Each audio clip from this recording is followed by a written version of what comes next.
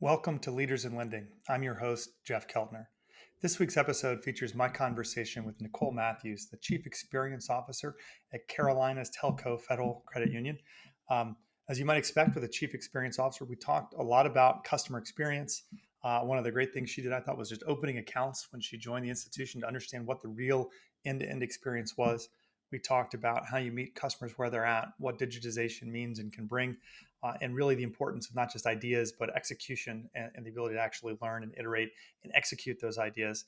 And a little bit on the impact that AI will have on banks. She actually talked a lot about their chat functionality, which I thought was really interesting, what we can learn from people outside of the banking industry, and the tilt methodology they utilize there at the institution, all of which I think were really interesting. I'm sure you'll learn a lot from this conversation as I did. Please enjoy my conversation with Nicol Matthews. Nicol, welcome to the podcast, and thanks for making the time to join us today. Thanks, Jeff. I appreciate it. I'm looking forward to the discussion. We got a lot of interesting topics, but I like to start with all my banking executives, credit union executives, with the same question, which is kind of most of us as kids did not grow up dreaming of being in the banking industry. Certainly was not on my fighter pilot, firefighter, astronaut list. Yeah. So I'm curious what your career path was and how you ended up in this space. Because it's not, like I said, I don't think many of us aim here when we're younger.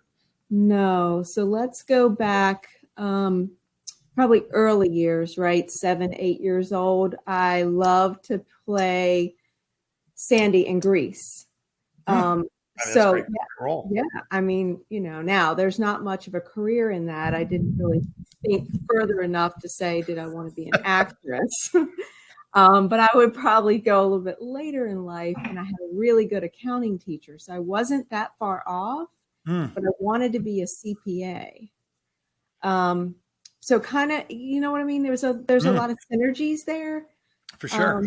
But I like talking to people too. So this is the best of both worlds, kind of brought it together. It is amazing how a single great teacher can change the trajectory of the things you're interested in, positive or negative. But it's amazing how when you find one teacher that makes that one subject fascinating, interesting, it can totally change the trajectory of what your plans are. Debits and credits, man. Mr. McGuire, he did fantastic. Mr. McGuire, debits and credits. All right. Yes. Here we go. Class to take. Debits and credits with Mr. McGuire. But yeah. I think we can all point to those one or two teachers that had a really profound influence that pointed us in the right direction. So that's great. Absolutely. So, I think despite all the changes in the economy, where we used to have certain topics that were big and other smaller, still one of the through lines, I think, has been the concept of how do we think about the customer experience in a digital age, and what does it really take to execute well a digital transformation? So maybe I'll start our conversation there. And you had an interesting approach, I think, like before you started building a digital experience, you had something you wanted to do. So why don't you walk me through kind of how you think about that question and what you got to do to lay the groundwork for really building the right digital experiences? Absolutely. I mean, it's a really big question, right? And for something that is a big project, but you got to start with a strong foundation. So really understanding, I think, first and foremost, what experience do you want to create? What are you looking for? Because it can be anything. It can be, well, we want to be the quickest at lending, or the quickest at delivery, or we want to make sure that our customers or members have the best experience in that they're going to go tell somebody else about it. I mean, the way to a customer's heart really is about creating an experience that they're going to talk about. So how do we lay that foundation on top of what we already have in a financial setting, in the financial space? So making sure that our branches are incorporated in that. We're not going to give up the branch structure that we've already built. So how can we leverage the knowledge and the experience and the value that they bring by looking at alternatives to the way in which we do business with those members? Is it through chat functionality or co-browsing sessions, things of that nature? One of the fascinating things, I think, is how well any of us understand what the customer experience really looks like. And you had talked to me about kind of actually going through the process of documenting the experiences that you have, which I thought was Oh, yeah. fascinating because it's so easy to, you get caught up in this or that and the other. And, I used to go through the entire lending experience on Upstart all the time. I just now I put a freeze on my credit and always forget that I did that. And I can't actually go through the experience. Oh, yeah.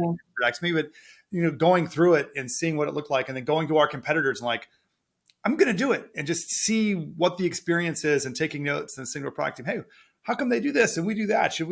Are we smarter? Are they know something we don't know? I think actually having that baseline of what does it look like is really interesting. And so tell me a little bit about that experience of have you been actually trying to document your current digital experiences and non-digital experiences and what the state of the art is?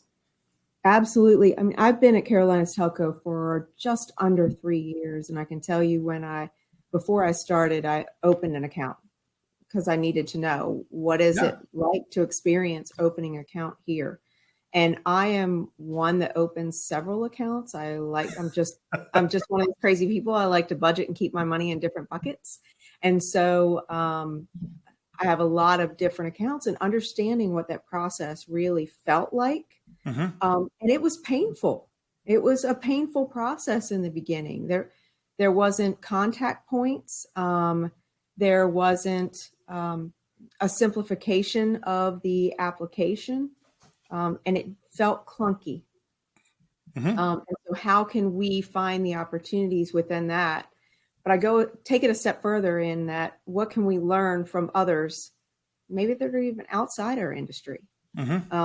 I can go through the process on another credit union site. I can go through the process on a banking site. And they'll probably have better improvements than what we have. But what can I learn from Amazon? What can I learn from Chewy? What can I learn from others that are outside our industry that have learned to make things really, really, really simple? I like that. I guess I got two questions for you following up on that. One is was your sense that by and large the team had an understanding of the pain points that you experienced when you say, hey, I want to see it firsthand. And sometimes I see that teams are so focused on the thing that they're changing or doing that they sometimes lose sight of the whole thing as it stands today. So did you feel like there was a good grasp of that? I'm not asking you, I guess, to throw people under the bus, but I always wonder if we sometimes lose sight of that, and if that was kind of a re-acknowledgement, hey, here's where we're really at. I don't think there was a good grasp. This credit union has also probably run a little bit on the leaner side. So again, not throwing anybody on the bus. I just don't think there was anybody that had the time to necessarily focus on it. And so, that begs another question, is how important is it to have someone that goes back and double checks on what are we putting people through? Mm-hmm. Is it what we expect them to experience, or do we expect something different? And if so, then we need the people to go through the process to understand what it is we're doing, and does it match the expectations that we've set? Mm-hmm. So no, I don't think there was a good grasp on the process overall. Yeah, and I love your focus on the customer's perspective, because there's a saying in Silicon Valley, I've used this a lot on the podcast, but say, don't ship your org chart, which is to say, so often we say, well, we have to do a KYC. So the KYC team's going to handle what that little part looks like. Right. And we got the AML. And so your process ends up looking like a bunch of disparate pieces built by the teams responsible for really important things. But there's often not a core owner that's saying, well, it's my job to make sure from interest to account holder that the process looks and feels and makes sense. And I always find that that's part of the problem in those experiences, is that kind of everybody's got their part to play and they're playing the part, and nobody's thinking about it from the customer's point of view, saying what is the user actually experiencing when we put all these things together. Absolutely. I will tell you, we just went through an NCUA audit, and one of the things that was discussed was Reg E. And so we're looking at our letters that we send out. And so, of course, compliance is looking at those letters, correct? Of course. But it's like, okay, let's make sure it doesn't sound too regulatory. Let's still make sure there's some experience that's built in there. And so making sure that I was able to kind of touch those as well. But you're right. I mean, otherwise, everybody does their little pieces, but there's no consistency about what the voice is of the institution. So I wanted to ask one other thing from the comment you made earlier, which is, do you have any examples of things you found from outside the industry that you either have or would like to incorporate? You mentioned Amazon and Chewy or others. I think it's a fascinating point of view that, our customers' banking expectations used to be set by like other branches they would walk into because was the comparison point. Right. And now it's like it's a mobile app. And so I compare it to Netflix, or I compare it to Uber, or I compare it to Amazon in terms of how easy to use was that experience. And I might compare it very much to a digital commerce experience, which is pretty different than maybe what I would have done before. But it's interesting to think about what can we learn from those places that maybe we can take and incorporate. And I'm curious if you have any examples of things you've seen, you said, hey, we have, or we should be incorporating something like this into the experience we provide. Absolutely. So let's use Amazon, for example. I mean, I like most people on the planet, do a lot of shopping with Amazon. Guilty. And I'm not too concerned about it because, well, I have free returns, right? So if I buy it and I don't like it, I just return it. Yeah. And so the process, even in working with them, if I have questions, the chat function, believe it or not, is simple. I've never been disappointed yet in an interaction through chat with Amazon, which you would think a large company like that, you would have a pain point somewhere at some point in time. I have not found that. And I've interacted them probably on 4 or 5 occasions, probably within the last 6 months. So, we have this chat functionality that we've brought internally. We've expanded it to go co-browsing. So let's say that you are having a difficulty completing a loan app on our website. Okay, how can we walk you through that process? Mm-hmm. But going beyond that to say, okay, you and I, Jeff, are meeting face to face. We need to do that too from a financial perspective. Mm-hmm. So making sure that, okay, you're outside of a normal network. You're not within the realm of, within 3 to 5 miles of one of our local branches, but you can still see your loan officer that you're dealing with because we can set up a video call and things of that nature. So we can we can start via phone, but we can simultaneously then move you over to a co-browsing situation, move you into a video situation with ease, no dropping off and saying, let me call you back, right? Mm-hmm. It has to be, we have to meet them where they want to be at that point in time. Mm-hmm. That seamless transition is interesting because I do think, whenever you say stop and come back. Yeah. I'm out. Don't, right? People just don't. That's an interesting point. Not just that you can do all of them, but that you can move from A to B. Because if a customer needs to switch, like if you say, well, I'll call you back in 5, you go, I got things to do. I'll probably be making some coffee or, running to the store or picking up the kids or taking the dogs for a walk or something in those 5. You give me 5 minutes, I'm filling that space with something. Yeah, that's right. And then I'm probably, overrunning it and missing the call that I was waiting for or what have you. That's an interesting one. And then you talked about winning your members' hearts and how you measure the experience. How do you think about it as you roll out something like that chat or that kind of, ability to seamlessly move between a phone call and a video or a co-browsing experience? How do you think about measuring the impact, the value, the customer satisfaction with those things? Because it's not, in my mind, it's like sometimes measuring the capability of a feature is much harder than measuring the satisfaction with the overall experience. How do you think about measuring the impact or the value of things like that? We do provide surveys, obviously, at the end of each interaction, so we can gauge their feedback immediately and understand what it is they liked, maybe what it is they didn't like, how was the rep. But it goes beyond that. Surveys are one thing. I always look to say, are we growing as an institution? Are we increasing wallet share of our members? That to me is a prime example of we're doing the right things for the right reasons. So growth is always important.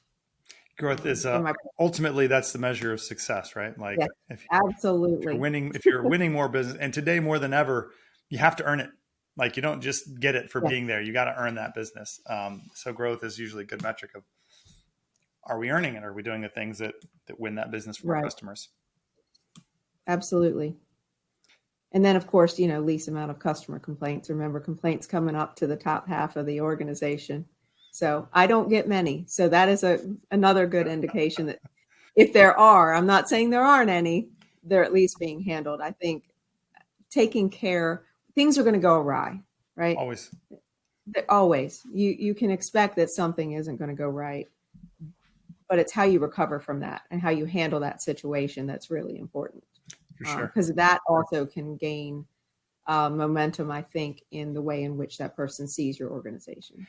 Are you prone to the Jeff Bezos? He's famous for getting a customer complaint and forwarding it to the responsible party with a question mark as his only commentary. And no, I did not do that. I think people live in dread of the question mark because that clearly they're saying something didn't work and it's your fault. Why did that happen?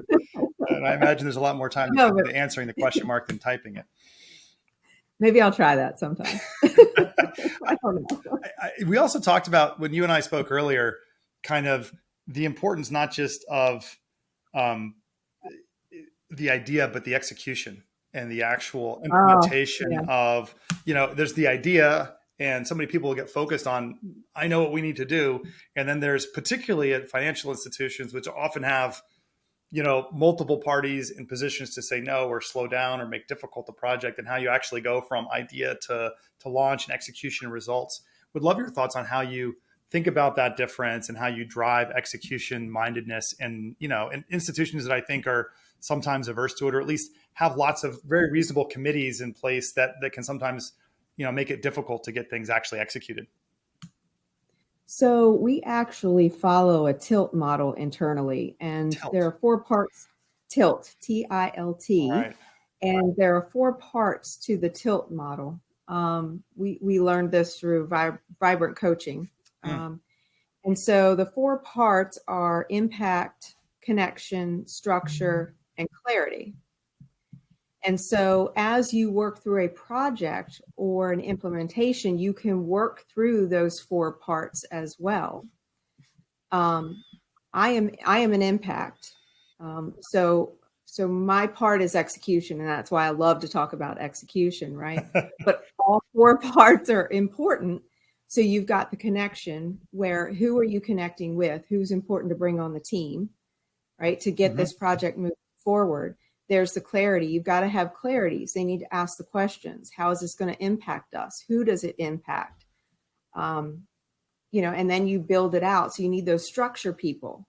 The structure people are going to build it out. You might go back to clarity and ask a few more questions, but then you've got to take it to impact because you got to execute it. Without execution, I know we talked about, I can have a competitor that has a brilliant, absolutely brilliant idea. But if they can never get it to the table and execute it, nobody knows about that brilliant idea. It never comes to fruition. But if I have an idea that's maybe 75%, even if it's 75% there, but I execute on it, I'm still 75% ahead of my competitor who can never execute on that particular brilliant idea. Yeah, there was a line in what's the movie called? The Social Network, the movie about the origins of Facebook. Oh, yeah. Those 2 twins that sued Zuckerberg and claimed, and I think at some point in that movie, Zuckerberg said, if you had invented Facebook, then you would have invented Facebook. Which I thought was that perfect juxtaposition. Like, if you had really done the thing, then you would have done the thing. But the idea is not the thing that separated, Facebook from Friendster or MySpace or any of the other kind of networks that had come before. A lot of it was really in the execution. And I think it's so easy to overlook and think, hey, well, they had a better idea. And probably the first idea wasn't the idea. It was the execution and the iteration back to, hey, we're 75% right, but we're not all the way right. And the faster you can iterate that back to, let's course correct and get the last 25 on board, like that, the faster you can find the winning combination. Absolutely. How did you, I'm curious, the TILT methodology sounds interesting. How did that roll out within the org, or how do you get other parts of the organization on board with thinking that way? Because I find, at least the people I've talked to in financial institutions, often it's not getting their team on board. But when you think about a risk group or a compliance group or a legal group, that all of a sudden, it's in the seams between these groups within the institution that execution starts to slow down and not everybody's on the same page. I'm curious how you push that thinking across lines in the institution. I feel like it's one of the consistent challenges I hear from people in the industry about trying to be more execution oriented or fast paced in their ability to drive new ideas. Right. Everyone in the organization has been through the tilt model. Love it. So we also load it on our intranet page, so we know what everybody's tilt is, or we can look it up. Right. Mm-hmm. It also is a way in which that I can communicate better with someone, Mm-hmm. being that. And the idea too is to tilt to the different areas. So I'm not always impact. It is very important that I learn how to tilt really well, Mm-hmm. that I can tilt to structure, that I can tilt to clarity, that I can tilt to connection.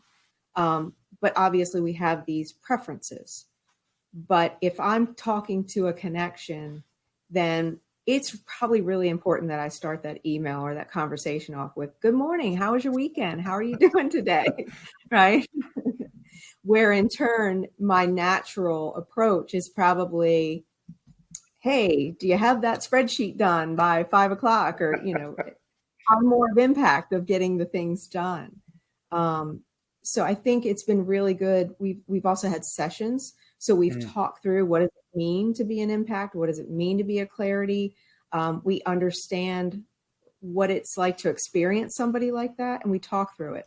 I've actually invited someone, "Hey, can you tilt to impact with me for a minute here? Because I really need to get this done quickly." So inviting people, and just honestly, a lot of times it's just using the language, as long as we incorporate some of that language internally, I think it helps to drive it home as well, and reinforces, I guess, the message. Yeah, I think that shared language is so critical. Like, it gives you a way to speak that everybody understands and that can get you all on the same page quickly. And it's sometimes develops organically, but it's cool to hear about a methodology where you really like everybody has language to speak, where they can kind of communicate, even if they're different styles or different in different places, and kind of see where you're coming from. Absolutely.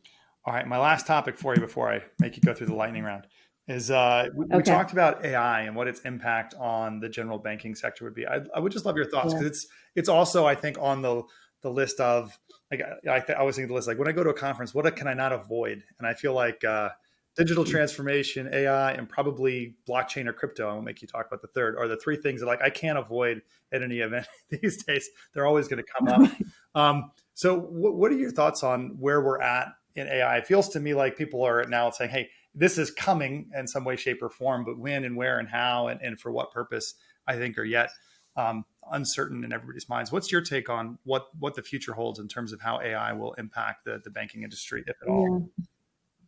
I would say if a financial institution isn't already planning and thinking how they're going to execute on AI, then we're behind already. Because let's be honest, I mean, all those mobile and digital companies are utilizing AI today. And like you said earlier, they're comparing us to the Amazons and, the Chewies and the upstarts and all these different, right? Hey, I had to throw that in there. But we're being compared to that. And so if we're not already prepared to put it together and execute, I would say probably within the next 12 months, we're behind. I mean, we're already behind if it's going to take us 12 months. Are there particular areas where you're focused on? If you're like, this is coming, we got to get on board, because I feel like there's all sorts of different ways you can apply AI. And I'm curious if there's areas where you say, this is where we should start, or where we're focusing on today, because it's going to take a while for it to become pervasive in every part of the org, I imagine. Absolutely. I mean, obviously the most notable is just member facing on the website, right? Being able to answer some questions very quickly. I would love the ability to also enhance process and procedure internally through bots. I think that's a little bit further down the road for us, only because I'd like to have the member experience and impact first.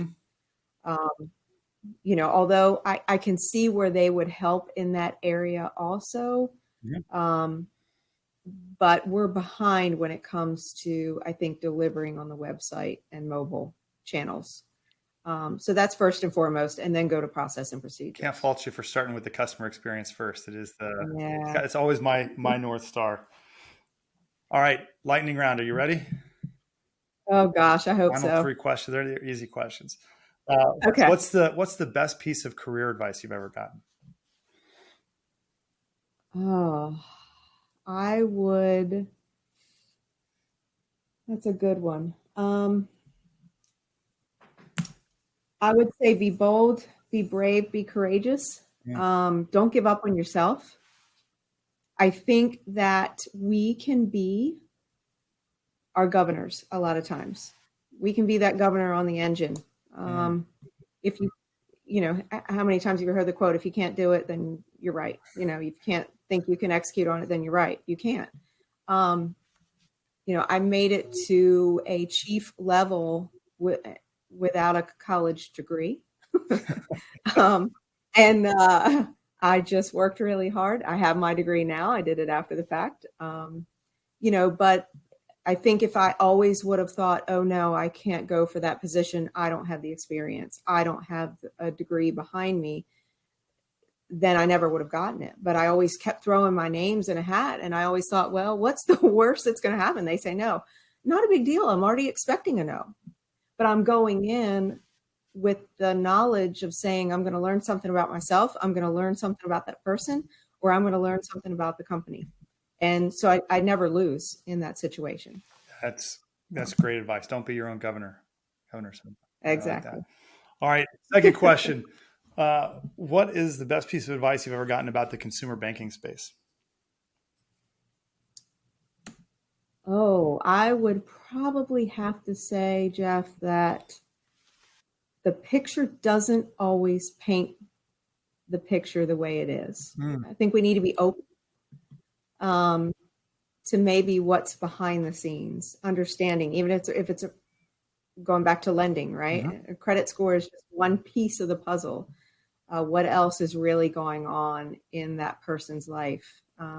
Is there opportunity? And we can use that in other facets too, when it comes to employees. Are they just a lender, or are there other opportunities there? Do we really understand what their strengths are? And really just try and dig into every situation, whether it be a lending opportunity or an employee advancement opportunity. I like that. All right. Final question. Most difficult. What's one bold prediction for the future? Oh, I'm going to go out on a limb here, but I don't even know if it's really a limb. If Amazon starts selling autos, how does Amazon start selling vehicle loans? What if they start selling vehicles? How does that change the game for us? I don't know. I mean, they sell everything under the sun now. So yeah, it's scary to think that. Amazon selling autos. For me. That's a fascinating. I mean, I certainly will say the idea that the way we buy and sell cars is going to be the way it is today seems crazy. I mean, I started the process during the COVID when I had to buy a new car, and there was no inventory anywhere, and so everything was basically a manufacturer order. And I go to the manufacturer website, and I fill out what I want, and they send me to a dealer who says, "Well, what do you want?" And I said, "What?" And then they got it wrong. It was a whole process. But the idea that I mean, that's a place that seems pretty ripe for disruption in terms of how we do it. And then you're right. That's how we get auto loans is through those relationships with that current distribution channel. So whether the manufacturers or someone like Amazon comes in and disrupts that purchase pattern, will be very interesting to see what it does to the auto lending business. You've got Carvana and you've got Echo Park, and you've got some that are disrupting that today. But you get a player like Amazon come in, and with the resources that they have, it may go beyond that. Something we can't even necessarily predict all that it will impact. So very cool. Well, that's a great prediction. We'll watch how that space evolves. And Nicol, thanks for joining me today. This was an insightful and very interesting conversation. I appreciate you making the time. Awesome. I appreciate it, Jeff. I really appreciate your time too. Thank you so much. And that's it. All right. See, and you're 99%. So I'm like